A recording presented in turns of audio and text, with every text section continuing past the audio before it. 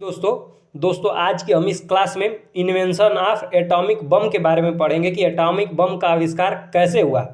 दोस्तों आप इमेज में देख रहे होंगे, इसका आविष्कार मैनहाटन परियोजना और वह परीक्षण जो था वह ट्रिनिटी परीक्षण था, जिसके तहत परमाणु हथियार का निर्माण किया गया था। परंतु आपको यह ध्यान देना है दोस्तों, परमाणु बम डायरेक्ट इस प्रोजेक्ट के तहत नहीं बना। इसके लिए बहुत सारे वैज्ञानिकों ने बहुत सारे योगदान दिया था। एक छोटी छोटी कड़ी से मिलकर परमाणु बम का निर्माण हुआ। इसके निर्माण में दोस्तों बहुत सारे वैज्ञानिकों का योगदान है। मतलब इसमें यूज होने वाले तत्वों की खोज अलग अलग वैज्ञानिकों ने करी थी और उस समय के लोगों के दिमाग में अलग तरह का ही जुनून सवार होता था। वे अलग अलग धातुओं या तत्वों को मिलाकर एक नई प्रकार की हाइब्रिड की खोज कर रहे थे। जैसे कि 1789 ईस्वी में मार्टिन क्लैपरोथ ने यूरेनियम की खोज करी, जो कि परमाणु बम के लिए बहुत ही महत्वपूर्ण है। ये परमाणु बम के निर्माण के लिए मिली पहली कड़ी थी। उसके बाद 1896 में हेनरी बेकुरेल ने यूरेनियम की रेडियोधर्मिता की खोज करी। तो रेडियोधर्मिता क्या है? तो यह ऐसी प्रक्रिया होती है जिसमें एक अस्थिर परमाणु अपनी ऊर्जा बाहर की तरफ फेंकता है। तो इस गुण की खोज करी हेनरी बेकुरेल ने। फिर उसके बाद 1898 ईस्वी में दो वैज्ञानिक पियरे और मैडम क्यूरी ने बताया कि जब हम धातु पर उसकी आवश्यकता से अधिक ऊर्जा डालते हैं तो वह छोटे छोटे परमाणु में बदलकर टूट जाते हैं। उसके बाद 1911 में दोस्तों रदरफोर्ड ने परमाणु का मॉडल विकसित करा, जिसमें उन्होंने बताया कि परमाणु भी छोटे छोटे कणों से मिलकर बने होते हैं, जिसे इलेक्ट्रॉन, प्रोटॉन और न्यूट्रॉन कहते हैं। इसमें और अल्फा बीटा भी कण होते हैं। इन सारे खोजों के पश्चात दोस्तों सारे वैज्ञानिक यह जुटाने में लग गए थे कि जो परमाणु है वह किनसे बने हैं और कैसे। अगर परमाणु के वास्तविक पिता की बात करी जाए तो वह ऋषि कणक है भारत के, जिन्होंने जॉन डाल्टन के बताने से 2500 साल पहले ही एटॉम के बारे में बता दिया था। उसके बाद साल 1932 आता है दोस्तों। इस वक्त जेम्स चैडविक ने न्यूट्रॉन की खोज करी। उसके बाद दोस्तों प्रोटॉन की खोज ई गोल्डस्टीन द्वारा किया गया था और प्रोटॉन नाम दिया था रदरफोर्ड ने, यह आपको याद रखना है। इलेक्ट्रॉन की खोज किसने करी? जे थॉमसन द्वारा करी गई थी। इस सभी खोजों से यह पता चल गया कि परमाणु इलेक्ट्रॉन, प्रोटॉन और न्यूट्रॉन से मिलकर बने होते हैं। परंतु दोस्तों इन सारे वैज्ञानिकों का मकसद केवल और केवल जानकारी जुटाकर न्यूक्लियर एनर्जी की खोज करनी थी। उन्हें यह नहीं पता था कि हमारी खोज के कारण मानव जाति के इतिहास का सबसे बड़ा विनाशकारी हथियार बन जाएगा। अब आपको यह जानना है कि यह परमाणु बम बनाने की नींव कहाँ से पड़ी। तो यह नींव जर्मनी द्वारा यहूदियों पर जो अत्याचार हो रहे थे उसी का परिणाम था, क्योंकि उसके अत्याचार से यहूदी जो कि जर्मनी में साइंटिस्ट थे वे जर्मनी छोड़कर यूएसए पहुंचे। और आपको यह जानकर हैरानी होगी कि इस बम के निर्माण में जो सबसे महत्वपूर्ण भूमिका निभाई थी वह यहूदियों की ही थी। 1933 में इटली के वैज्ञानिक एनरिको फर्मी ने इन्होंने यूरेनियम पर न्यूट्रॉन की बमबारी करी और इस बमबारी से उन्होंने यह पाया कि जब इस पर हम न्यूट्रॉन की बमबारी करते हैं तो क्या होता है कि वह जो होता है वह छोटे छोटे कणों में विभक्त हो जाता है और उसके बाद एक अंतिम चरण पर वह एक बहुत बड़ा आग पैदा करता है। परंतु यूरेनियम को वह पूरी तरह से तोड़ने में असफल रहे। दूसरी ओर जर्मनी के साइंटिस्ट ओटो हैन और उनके साथी साइंटिस्ट लिस मेटिनर ने न्यूट्रॉन से यूरेनियम पर बमबारी करी और वे यूरेनियम को तोड़ने में सफल हुए। उन्हें पता चला कि इससे तो ऐसी ऊर्जा निकलती है जो किसी भी ऊर्जा से अधिक ताकतवर और विनाशकारी है। इस बमबारी में परमाणु के कण छोटे छोटे भागों में टूट जाते हैं।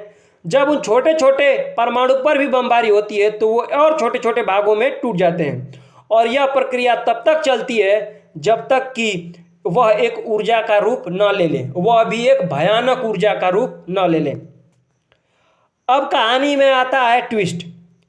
क्योंकि जो लीज मेटिनर थी वे भी एक यहूदी साइंटिस्ट थी जो कि जर्मनी में कार्य कर रही थी ओटो एन के साथ। तो जर्मनी में यहूदियों को मारा जा रहा था।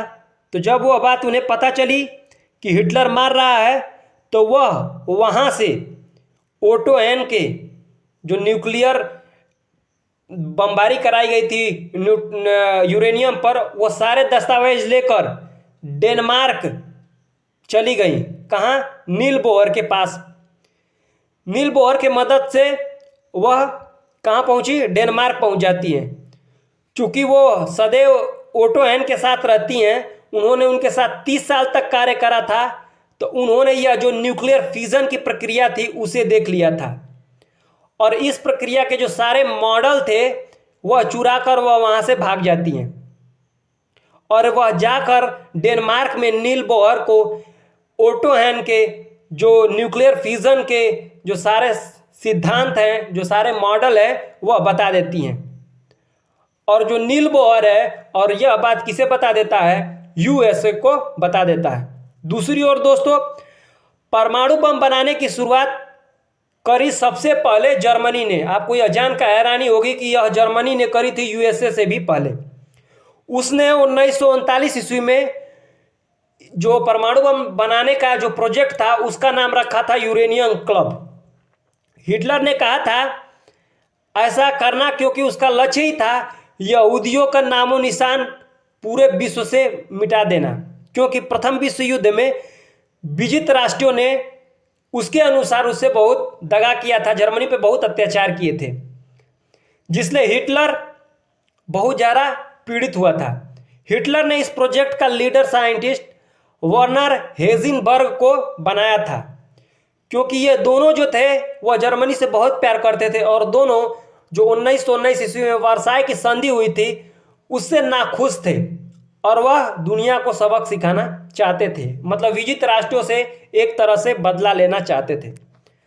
परंतु यह बात लीज मेटिनर की वजह से पता चल जाती है विजित राष्ट्र को कि जर्मनी परमाणु बम बनाने के लिए कोशिश में लगा है। दूसरी ओर नील बोहर जो कि डेनमार्क के साइंटिस्ट थे, वे यूएसए पहुंचते हैं और उनके पास लीज मेटिनर द्वारा दी गई सारी विधियाँ थी जो कि परमाणु को तोड़ने में कारगर थी। नील बोहर यूएसए में ही एनरिको फर्मी से मिले जो कि पहले से ही यूएसए में उपस्थित थे। जब नील बोहर के द्वारा सभी को बात पता लगी कि हिटलर एक ऐसा बम बनाने की कोशिश में लगा है जिससे वह सारे शहर का नाश कर सकता है, तो वो सारे साइंटिस्ट डर गए और उन्होंने यह बात यूएसए के प्रेसिडेंट को बतानी आवश्यक समझी। अब दोस्तों यूएसए के प्रेसिडेंट को बतानी आवश्यक क्यों समझी? कारण था दोस्तों, क्योंकि उस समय ब्रिटेन का भी हाल कुछ खस्ता ही था, क्योंकि उसके पास भी पैसे नहीं थे। जो सेठ था पूरी दुनिया का वह यूएसए था और सबको पता था कि यूएसए के पास पैसा है और इस बम को बनाने के लिए पैसे की जरूरत पड़ेगी, तो इसी कारण उन्होंने यूएसए से संपर्क करा। उस समय यूएसए के प्रेसिडेंट थे रूसोवेल्ट।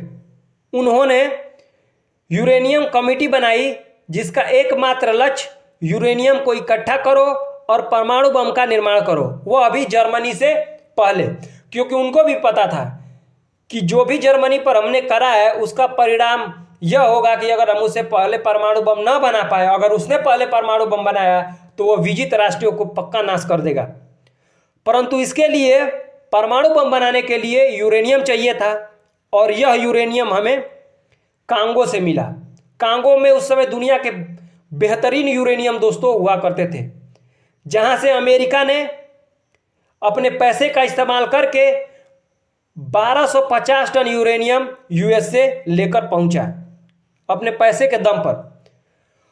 परंतु यूएसए का यह प्रोजेक्ट अभी उतना गतिशील नहीं था, मतलब उतना सीरियस नहीं थे रूजवेल्ट जितना कि होना चाहिए। परंतु इस कहानी में फिर से ट्विस्ट लाता है जापान, जब उसने अमेरिका के पर्ल हार्बर सैनिक अड्डे पर हमला करके अमेरिका को भारी नुकसान कर देता है, जिससे अमेरिका बौखला जाता है। इस हमले से रूसोवेल्ट चकित रह जाते हैं और इस विश्व युद्ध में अमेरिका ऑफिशियली तौर पर शामिल हो जाता है। परंतु जब रूसोवेल्ट को यह बात का पता लगता है कि उनके साइंटिस्ट तो भौतिक में जर्मनी से बहुत ही पीछे हैं, तो वे जो शरणार्थी वैज्ञानिक आए थे सारे यहूदी, वो उनको भी इस प्रोजेक्ट में शामिल करते हैं और वो आदेश देते हैं कि तुम पैसे की चिंता ना करो, तुम डायरेक्टली परमाणु बम का निर्माण करो। परंतु रूसोवेल्ट ने सारे साइंटिस्ट को अलग अलग ठिकाने दिए, क्योंकि उनका मकसद जल्द से जल्द परमाणु बम का आविष्कार करना था। इसके लिए उन्होंने 30 जगहों पर परमाणु बम बनाने की प्रक्रिया शुरू करी, जिसके कारण साइंटिस्ट जो होता है वह अलग अलग बट गए। क्योंकि साइंटिस्ट जो होता है वह अलग अलग बट गए, तो क्या है कि वो अपने स्ट्रेंथ पर कार्य नहीं कर पा रहे थे, जिसके कारण परमाणु बम बनाने में अमेरिका को बार बार असफलता मिल रही थी। परंतु यूएसए के जो रूसवेल्ट थे वह तुरंत ही समझ गए कि अगर परमाणु बम बनाना है तो इसके लिए हमें क्या करना होगा।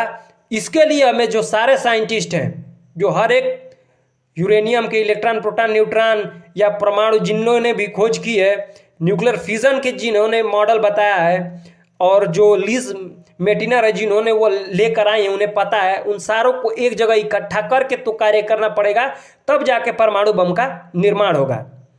और इसके लिए यूएसए ने मनहाटन प्रोजेक्ट की शुरुआत की। यूएसए में सिटी है मनहाटन, वहीं पर उसने उसका हेडक्वार्टर बनाया और वहीं पर उसने कार्य करना शुरू किया। उसके लिए उसने बहुत बड़ी लेबोरेटरी का निर्माण कराया, जिसमें सारे वैज्ञानिक एक साथ बैठकर और कार्य कर सके। तो दोस्तों, अब यहाँ से परमाणु बम बनाने की प्रक्रिया शुरू होती है, मनहाटन प्रोजेक्ट। दोस्तों, यह वही प्रोजेक्ट था जिसके तहत दुनिया का प्रथम परमाणु बम का आविष्कार हुआ। इस प्रोजेक्ट की शुरुआत 1942 ईस्वी में यूएसए के नेतृत्व में करी गई थी। दोस्तों, इस प्रोजेक्ट में शुरू में यूएसए कार्य कर रहा था, परंतु जब जर्मनी का प्रभुत्व यूरोप पर बहुत तेजी से बढ़ने लगा और यूरोप के कनाडा और यूके तक जर्मनी पहुंचने वाला था, उधर भी बमबारी होने लगी, तो वहाँ के जो साइंटिस्ट निर्माण करने में लगे थे परमाणु बम, वो थोड़ा डर गए, तो वो वहाँ से हटकर यूएसए पहुँच गए और इस प्रोजेक्ट में भाग लिया है। तो मनहाटन प्रोजेक्ट में यूएसए के साथ कनाडा और यूके के साइंटिस्टों ने भी भाग लिया। इस प्रोजेक्ट का हेड निर्देशन का कार्य USA army core of engineers के मेजर जनरल लेस्ली ग्रोव्स के निर्देशन में शुरू हुआ, क्योंकि वो आदमी था बहुत जिद्दी। जो वह करना चाहता था वो करके ही दम लेता था, चाहे पृथ्वी इधर से उधर हो जाए। परमाणु भौतिकी वैज्ञानिक ओपेनहाइमर को इसका हेड चुना गया। मतलब ओपेनहाइमर को कहा गया कि आपके नेतृत्व में जो होता है वह परमाणु बम बनाया जाएगा, परंतु जो निर्देशन का कार्य करेंगे वह लेस्ली ग्रोव्स करेंगे। और दोस्तों, आपको जानकर हैरानी होगी कि ओपेनहाइमर ने ही वास्तविक परमाणु बमों को डिजाइन किया था। इस परियोजना में लगभग 23 बिलियन डॉलर आज की तुलना में खर्च हुए थे। मतलब उस समय 2.2 बिलियन डॉलर था, आज की तुलना में वह 23 बिलियन डॉलर के आसपास खर्च करा गया था इस परमाणु बम को बनाने में। इस परियोजना के तहत 2 प्रकार के परमाणु बम का विकास किया गया, एक बंदूक के द्वारा विखंडन हथियार और दूसरा विस्फोट वाला परमाणु बम। सर्वप्रथम दोस्तों बनाया गया लिटिल बॉय परमाणु बम, जिसमें यूरेनियम 235 का उपयोग किया गया। फिर उसके बाद बना फैटमैन, और यह वही दोनों परमाणु बम है जिनका परीक्षण कहाँ करा गया था, हिरोशिमा और नागासाकी में। और उसका परिणाम क्या होता है, आज तक वहाँ पे लोग लंगड़े लूल्हे पैदा होते हैं।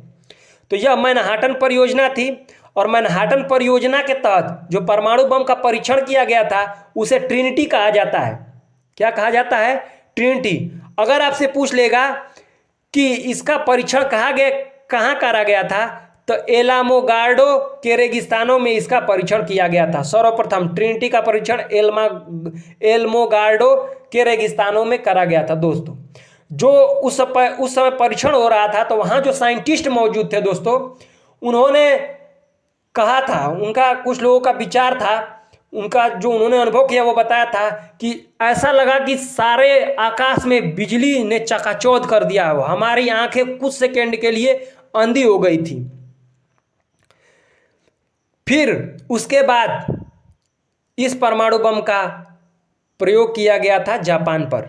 6 अगस्त 1945 में हिरोशिमा और 9 अगस्त 1945 ईस्वी में नागासाकी, जिसका परिणाम आज तक इन दोनों शहरों में दिखते हैं। इस सफलता के बाद परमाणु बम बनाने की और उसके परिणाम को देखकर कुछ वैज्ञानिकों तो बहुत खुश हुए कि हमने परमाणु बम बना लिया, और कुछ वैज्ञानिक बहुत ही निराश हुए क्योंकि वे समझ गए कि वे दुनिया को एक ऐसे हथियार की होड़ में खड़ा कर रहे हैं जिससे अगर गलती से भी तीसरा वर्ल्ड वार हुआ तो पूरी दुनिया पूरी तरह से खत्म हो जाएगी इस परमाणु बम के वार में। दोस्तों, जो साइंटिस्ट थे उनका मकसद परमाणु बम शुरू से बनाना नहीं था। वो एक ऐसा ऊर्जा का उत्पादन करना चाहते थे जो कभी खत्म न हो, परंतु जर्मनी द्वारा परमाणु बम का जो होड़ लगाया गया, जिसके कारण जर्मनी से बचने के लिए सारे साइंटिस्ट यूएसए में एकत्रित होते हैं और मनहाटन प्रोजेक्ट के तहत परमाणु बम का निर्माण कर लेते हैं। दोस्तों, अब हम जानेंगे कि परमाणु बम से नुकसान क्या होते हैं।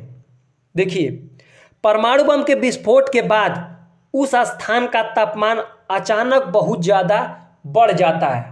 हजारों डिग्री सेल्सियस तापमान ज़्यादा बढ़ जाता है, जिससे लोग जलकर मरने लगते हैं। दूसरा दोस्तों यह है कि विस्फोट से निकलने वाली गर्मी मानव शरीर के सभी ऊतकों को गैस में बदल देती है। अगर विस्फोट के समय लोग मान जाइए कि इमारत में छिप गए हैं, बिल्डिंग में स्थित ज्वलनशील पदार्थ खुद ही विस्फोट कर जाता है। आप किसी बिल्डिंग में रह रहे होंगे, उसमें गैस होंगे, कुछ भी ऐसा पदार्थ हो ज्वलनशील हो, वह इस तापमान बढ़ने के कारण विस्फोट कर जाएगा, और चूंकि विस्फोट कर जाएगा तो बिल्डिंग का भी नाश होना तय है। मान जाइए कि अगर कोई जमीन के नीचे छुपा है या जमीन के नीचे रहने वाले जीव हैं, तो वहाँ पे ऑक्सीजन की बहुत ही कमी हो जाएगी, ऑक्सीजन खत्म हो जाएगा और वे लोग गल जाएंगे। क्योंकि इस परियोजना के तहत जहां इसका एल्मागार्डो के रेगिस्तान में जब इसका परीक्षण किया गया तो वहां की मिट्टी दोस्तों बहुत ही अजीब तरीके से हो गई थी, मतलब गल गई थी। मान जाइए कि यह बम जहां गिरा वहां कुछ आदमी बच भी जाते हैं। ऐसा हो भी सकता है कि कुछ लकली बच भी जाए, लेकिन बचेंगे नहीं, परंतु मान जाइए कि 25-30 किलोमीटर दूर लोग बच भी जाते हैं, तो वे लोग अंधेपन, गूंगेपन, लूल्हेपन इत्यादि का शिकार बने रहते हैं। और यही नहीं, उनके आने वाली लगभग 20 साल तक जो ऐसी पीढ़ियां हैं वो ऐसी ही होती रहती हैं, जिसका एग्जाम्पल आज भी हिरोशिमा और नागासाकी है दोस्तों, जहां पर आज भी लोग लंगड़े लूले पैदा होते हैं। यहाँ तक कि वहाँ पर जो पौधे हैं वो भी जो उत्पन्न होते हैं उनका पूर्ण विकास नहीं होता है। तो आप समझ रहे होंगे कि यह जो परमाणु बम है, यह परमाणु बम नहीं, यह एक विनाशकारी बम है, जो कि जर्मनी द्वारा शुरू की गई हथियारों को होड़ के कारण यूएसए द्वारा निर्मित करा गया था। किसको? केवल और केवल जापान और जर्मनी को रोकने के लिए। दोस्तों, अगर परमाणु बम की बात करें तो उसमें सबसे महत्वपूर्ण भूमिका निभाई थी एनरिको फर्मी ने, क्योंकि एनरिको फर्मी ने ही परमाणु भट्टी की खोज करी, जिसके कारण परमाणु बम बनाना आसान हो गया दोस्तों। तो दोस्तों, आज हमने परमाणु बम का इन्वेंशन पढ़ा कि परमाणु बम का निर्माण कैसे किया गया था। होप करता हूँ दोस्तों आपको क्लास अच्छी लगी हो। अगर क्लास अच्छी लगी हो तो लाइक, सब्सक्राइब और शेयर करना न भूलें।